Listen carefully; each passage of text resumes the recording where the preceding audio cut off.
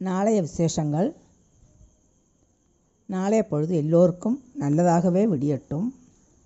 நாளை செவ்வாய்க்கிழமை காலை 6 to 7 மணி வரை செவ்வாய் பகவானுக்கு உரிய நேரம், நல்ல நேரம். இந்த நேரத்தில் சகோதரன் வளர்ச்சிக்கும் நலனுக்குமாக செவ்வாய் பகவானை கும்பிடலாம். செவ்வாய் பகவானுக்குரிய அதிதேவன் முருகப்பெருமான் ஆனதனால் அவரையும் வழிபடலாம். செவ்வாய் பகவான் வீடு, நிலம், சொத்து ஆகியவற்றிற்கு காரணமான கிரகம் என்பதால் செவ்வாய் பகவானை வழிபட்டால் வீடு, வாகன யோகம் அமையும். மனித உடலில் முகம், இரத்த சுரபிகள், கல்லீரல், இடது காது, எலும்புகளுக்கு தேவையான சத்துக்கள் செவ்வாய் பகவான் தான் காரணமானவர். அதே நேரத்தில் செவ்வாய்க்கு தலைவனான முருக பகவானையும் கும்பிடலாம். செவ்வாய்க்கிழமையில் துர்க்கை வழிபாடு, பைரவர் வழிபாடுக்கு உகந்த நாள். நாளை விஸ்வாவசு ஆனி மாதம் 24ஆம் தேதி, ஜூலை மாதம் 8ஆம் தேதி செவ்வாய்க்கிழமை. நாளைக்கு திரியோதசி காலை 1:32 வரை உள்ளன.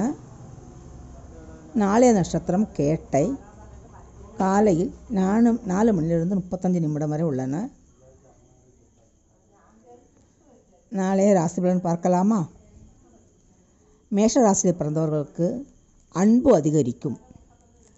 ரிஷப ராசியில் பிறந்தவர்களுக்கு ஆக்கம் உண்டாகும். மிதுன ராசியில் பிறந்தவர்களுக்கு இன்பம் கிடைக்கும். கடக ராசியில் பிறந்தவர்களுக்கு குழப்பம் உண்டாகும். சிம்ம ராசியில் பிறந்தவர்களுக்கு அசதியான சூழ்நிலை. கன்னி ராசியில் பிறந்தவர்களுக்கு பிரிவு உண்டாகும். துலாம் ராசியில் பிறந்தவர்களுக்கு பாசம் அதிகரிக்கும். விருச்சிக ராசியில் பிறந்தவர்களுக்கு நற்சொல் கிடைக்கும். தனுசு ராசியில் பிறந்தவர்களுக்கு சாந்தமான சூழ்நிலை உண்டாகும்.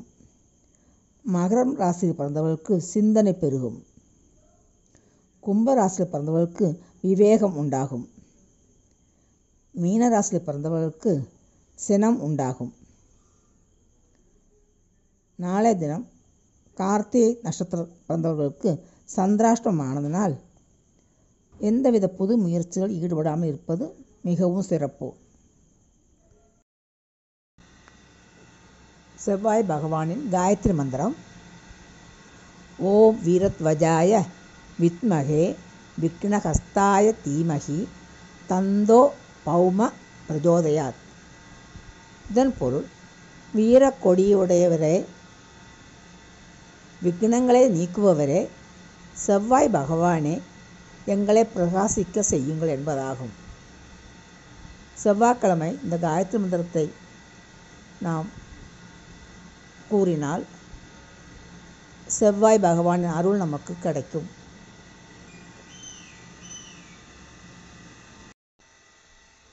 நாளைக்கு பிரதோஷம் மாலை 4:30 to 6 மணி வரை பிரதோஷத்திற்கான நல்ல நேரம். பிரதோஷ வேளையில் சிவபெருமானை கும்பிடுவது விசேஷம். இந்த பிரதோஷ வேளையில்